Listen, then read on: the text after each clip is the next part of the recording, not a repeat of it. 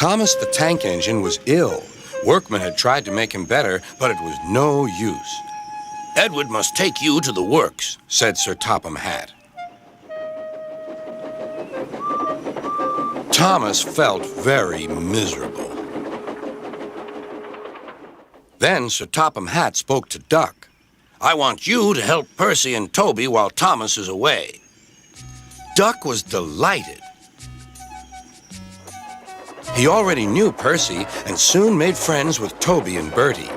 Terence the tractor gave him a big welcome, too.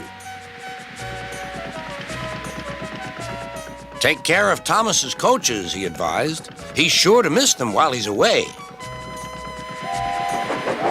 Duck was very gentle with the coaches. Annie and Clarabelle were impressed. Such nice manners, they told each other. It really is a pleasure to go out with him.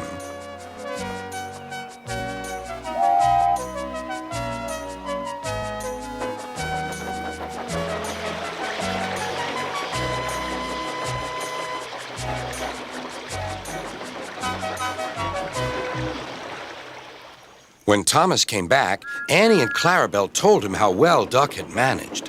Thomas was so pleased to be home that he soon forgot to be jealous.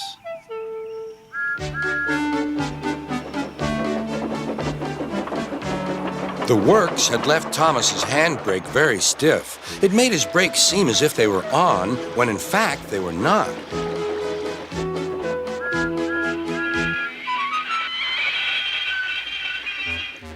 As a result, he and his coaches often overran the platform. Thomas found this most embarrassing. Gradually, his driver and fireman learned to be extra careful. But one day, Thomas's fireman was ill, and a relief man took his place.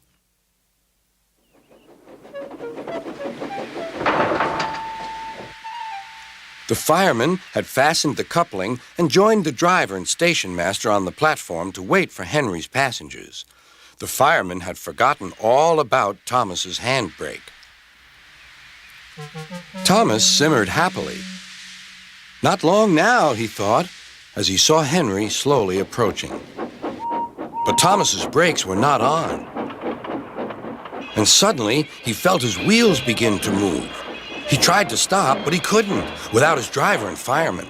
He tried to whistle a warning, but he couldn't do that either. The conductor, driver, fireman, and passengers were all stranded on the platform. "Stop! Stop!" shrieked Annie and Clarabelle, but Thomas, with plenty of steam, kept on going.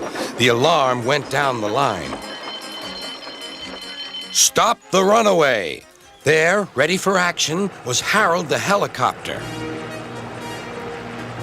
The inspector had made a plan, and together they took off into the sky.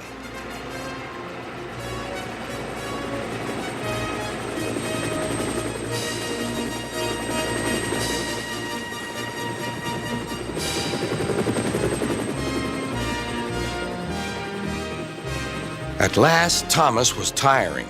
"I need to stop! I need to stop!" he panted wearily.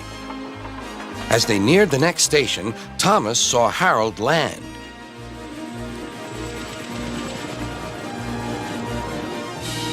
They entered the platform slowly enough for the inspector to act. Judging his moment, the inspector scrambled into the cab and screwed the brakes on.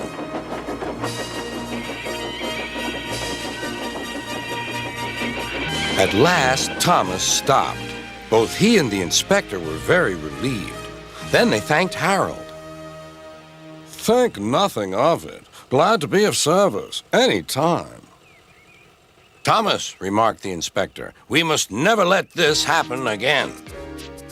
Wearily, Thomas agreed with him.